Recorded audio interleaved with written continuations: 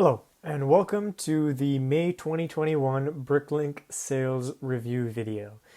Now, this past month has been very interesting, and before I get into the actual numbers, I will let you guys know that the middle of the month was actually extremely slow. I don't think I got any orders for almost a week or two. And then at the very end, I held a Memorial Day sale, which was extremely successful. So I didn't want to mention all that before I got into the numbers. Now, I did make a goal for April 2021, but I unfortunately did not make a goal for May 2021. So I'll be doing my best to create a solid goal for June 2021. Okay, so starting off with the month. I did not even put that in, but here are the numbers for May 2021. So the monthly sales were $547.58. I am actually pretty happy with that month. In general, March and April were fairly similar when it came to monthly sales. The order number actually was similar though. It was only 14 orders, so the average order value really just jumped up quite a bit from 25 and 28 all the way up to 39.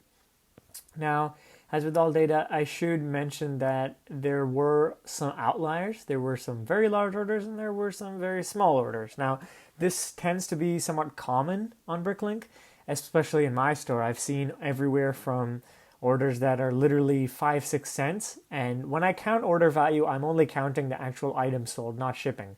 So orders that are 5-6 cents all the way up to orders that are $150 or $200. Now, this month, I think I didn't have too many small orders, but I did have one or two large orders, $70-$80 plus. So that might have skewed this value a little bit. As for lots sold, we were at 678, a number I am pretty comfortable with. That really shot the lots per order up. And for those of you that maybe don't run a Bricklink store or are not super familiar with the process, the higher the lot count is, the longer it will take you to prepare an order. So I definitely spent more time on Bricklink related activities than I have in March or April, maybe even combined. It was definitely a busy month.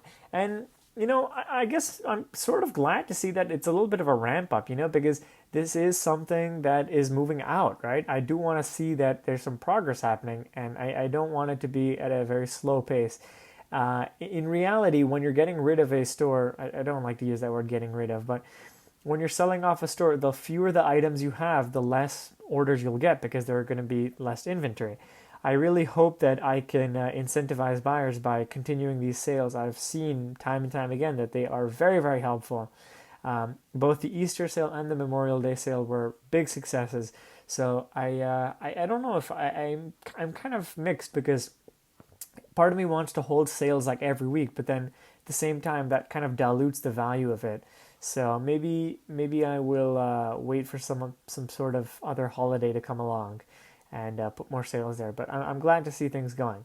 Now, items sold is a number that I'm very happy with. We sold 5,576 items, which when compared to the last month isn't that crazy of an increase, but in comparison to the entire store, it's a pretty big deal. So I'm pretty sure I started off the month of May with roughly 20,000 parts in the store.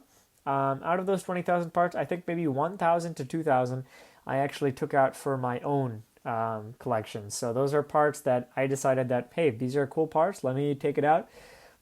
So I adjusted the inventory and just like that, took them out. I think there were some parts that I've also taken out for kind of part investing, something I haven't really discussed on the channel, but exclusive parts that I feel might go up in value. And I am currently in the beginning of June, where I have not received any orders yet. I am sitting on somewhat over 12,500 parts.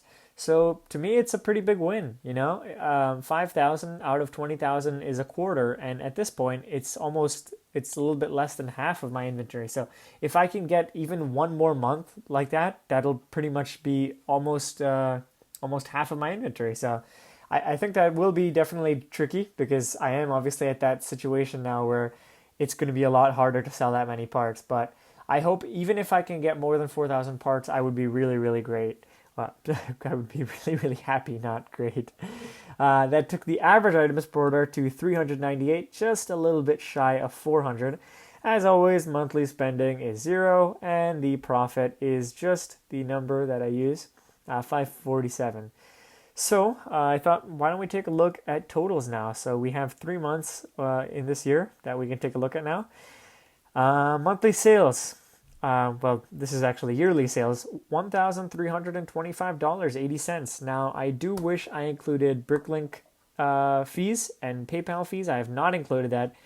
I guess I probably could, but I haven't done that yet.